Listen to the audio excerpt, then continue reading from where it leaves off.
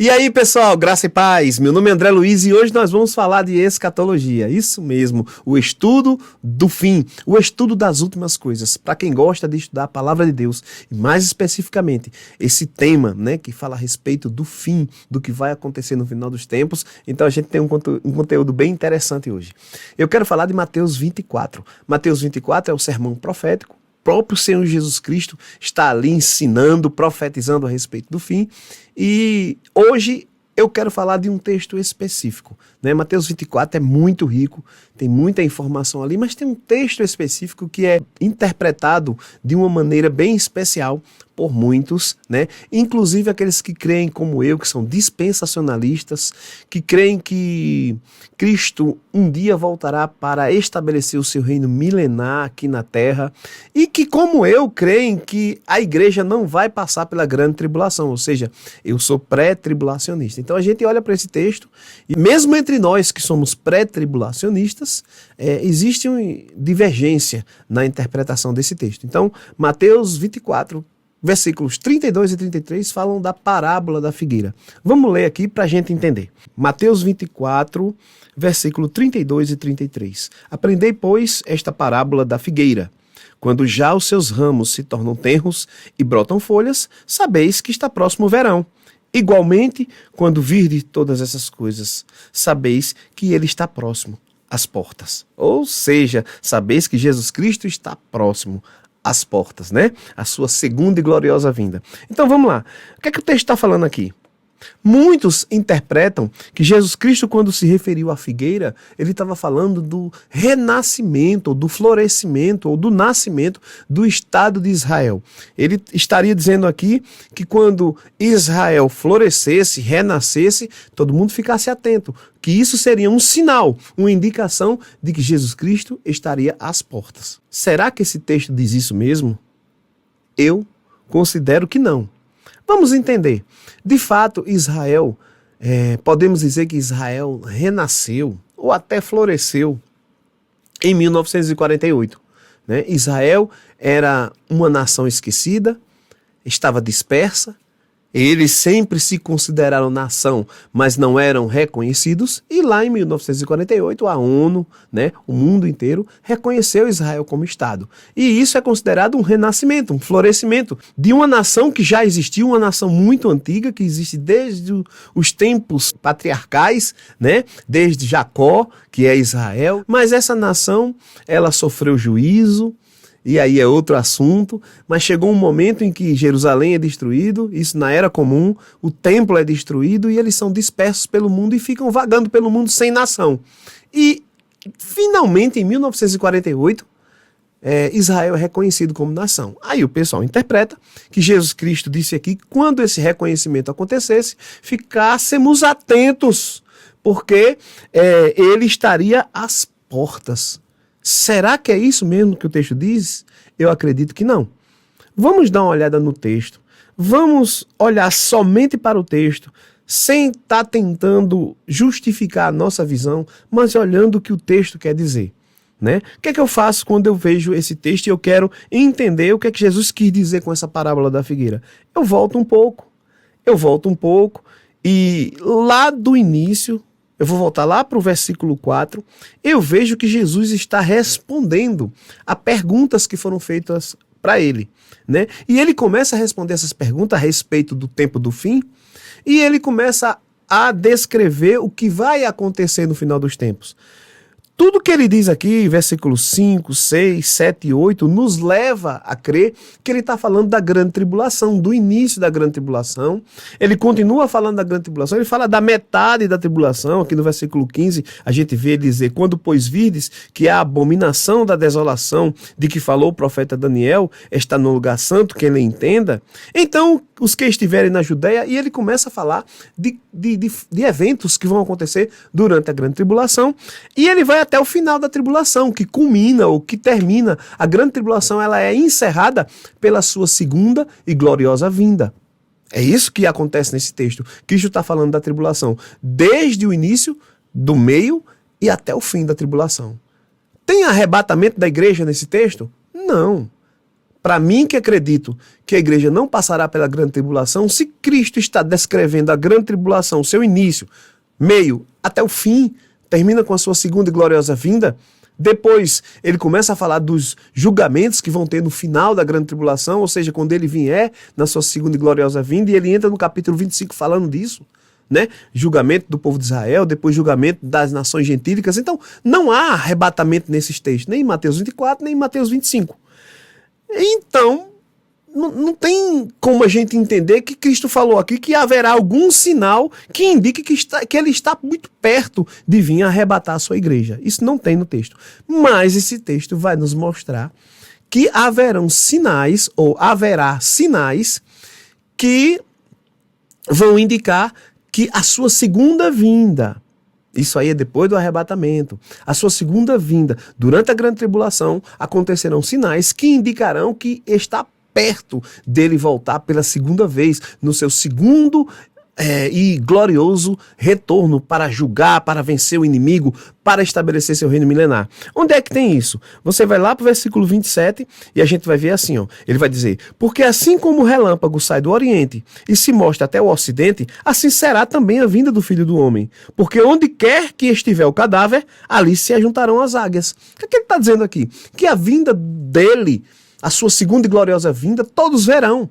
Vai ser muito claro, todo mundo verá. Todos nós reconhecemos quando acontece um relâmpago. Todos nós sabemos aquele clarão. Aquilo ali é muito claro para a gente. Então, da mesma forma, vai ser quando Jesus vier. E ele usa aqui também uma analogia. Ele diz, para onde quer que estiver o cadáver, ali se ajuntarão as águias. Ele está dizendo o quê? Vocês sabem. Quando vocês veem um monte de águia, vocês já imaginam que ali tem um cadáver. Eu vou colocar no contexto da gente aqui.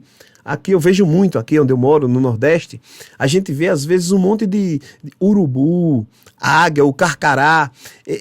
Quando eles estão se juntando, eu venho passando na estrada e vejo eles descendo, eu imagino, ali tem um animal morto. Esse monte de urubu significa que tem um animal morto ali. Ou seja, eu compreendo que se está se juntando esses animais, essas aves, né? É porque ali tem um cadáver, tem um animal morto. É isso que ele está dizendo aqui. Vai ficar muito claro para todo mundo que Cristo está voltando. E aí no 29, versículo 29, ele diz, e logo depois da aflição daqueles dias, ou seja, no final da grande tribulação, o sol escurecerá, um sinal, a lua não dará mais a sua luz, outro sinal, eclipse da lua, não é isso? E as estrelas cairão do céu, outro sinal, e as potências dos céus serão abaladas. 30, então aparecerá no céu o sinal do Filho do Homem, e todas as tribos da terra se lamentarão, e verão o Filho do Homem vindo sobre as nuvens do céu, com poder e grande glória. Então, no final da tribulação acontecerão alguns sinais, e depois desses sinais, Jesus Cristo virá com poder e glória. Depois que ele fala dessa sua segunda vinda, ele entra no versículo 32 falando da parábola da figueira. Aí ele diz, aprendei, pois, esta parábola da figueira. Quando já os seus ramos se tornam tenros e brotam folhas, sabeis que está próximo o verão. Olha que interessante. Ele acabou de falar de sinais, grandes sinais que acontecerão no céu, que indicarão que logo depois desses sinais, Cristo vem. Cristo virá no seu retorno glorioso ao final da grande tribulação. Por que ele conta essa parábola? Ele está falando de Israel? Não vejo nada de Israel aqui. Ele está apenas usando aquele talento de mestre, porque Jesus Cristo era um mestre, e ele trouxe algo que eles conheciam bem, que era a figueira, e ele, para explicar melhor o que ele acabou de dizer, ele usou essa analogia. Ele disse simplesmente, vocês conhecem a figueira? Vocês sabem que quando os ramos da figueira estão tenros e começam a brotar suas folhas, vocês sabem que está próximo o verão. Da mesma forma, versículo 33, igualmente, quando virdes todas essas coisas, sabei que ele está próximo às portas. Que coisas são essas? Quando virdes todas essas coisas. Que é isso? Os sinais que ele acabou de dizer, lá no versículo 29. Quando vocês virem o sol escurecendo, a lua não dando sua luz, estrelas caindo do céu. Quando vocês virem esses sinais acontecerem, vocês vão entender que eu estou às portas, que a segunda vinda gloriosa de Jesus está prestes a acontecer. Que sinais são esses? São sinais que vão acontecer durante a grande tribulação. É por isso que ele usa a parábola da figueira. Eles conheciam, eles sabiam quando as folhas estavam tenras. Quando começava a brotar as primeiras folhas, eles diziam, está próximo o verão. Aí Jesus disse, da mesma forma, quando vocês virem esses sinais que eu acabei de explicar a vocês, entendam, vai estar muito próximo às portas do Filho de Deus voltar em seu retorno glorioso. Amém? É isso que esse texto fala. Não dá para entender de forma nenhuma que Jesus teve a intenção aqui de dizer a eles que Israel renasceria e que quando Israel renascesse, isso era um sinal de que ele estava prestes a voltar. Seja para arrebatar a igreja, seja na sua segunda vinda, para quem acredita que a igreja vai passar pela grande tribulação. Nós não vemos essa profecia a respeito de Israel, que muitos dizem que se cumpriu em 1948, a gente não vê essa profecia nesse texto. Jesus apenas está usando uma analogia com algo que eles conheciam bem para explicar o que vai acontecer no final da grande tribulação. Sinais que indicarão a sua segunda vinda. Amém? É isso que esse texto fala, nada mais do que isso. E para finalizar, eu queria passar para vocês o propósito desse vídeo. É exatamente para que a gente tenha cuidado, para não estar interpretando o texto bíblico conforme aquilo que nós achamos que é, a visão que nós temos. Não, eu sou pré-tribulacionista, eu creio que a igreja não vai passar pela grande tribulação, mas eu não vejo nesse texto de forma nenhuma nem Jesus falando de arrebatamento da igreja, nem Jesus falando que há sinais que indicam que está perto dele arrebatar a igreja. O arrebatamento da igreja é iminente. O arrebatamento da igreja pode acontecer a qualquer momento. A Bíblia não mostra sinais. A Bíblia fala que é no tempo que Deus já determinou. Isso aí só depende da vontade soberana dele. No dia que ele quiser arrebatar a sua igreja, ele vai fazer. E pode ser hoje, pode ser amanhã, pode ser daqui a 80 anos. Poderia ter acontecido antes de 1948.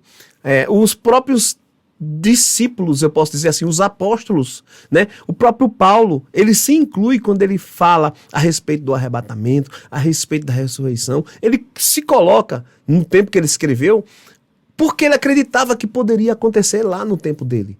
Ele acreditava que o arrebatamento da igreja poderia acontecer enquanto ele estivesse vivo, ainda a glorificação do corpo. Só aí você vê lá no texto de 1 Coríntios, capítulo 15, 1 Tessalonicenses, capítulo 4, do 13 ao 18, você vai ver o próprio Paulo se incluindo, né, no arrebatamento, tendo toda a possibilidade do arrebatamento da igreja acontecer nos tempos de Paulo. Então, ele poderia ter acontecido antes de 1948, ele pode acontecer hoje, o arrebatamento da igreja pode acontecer daqui a 20 anos, daqui a 30 anos, daqui a 100 anos, nós não sabemos. A nossa posição é pregar o evangelho.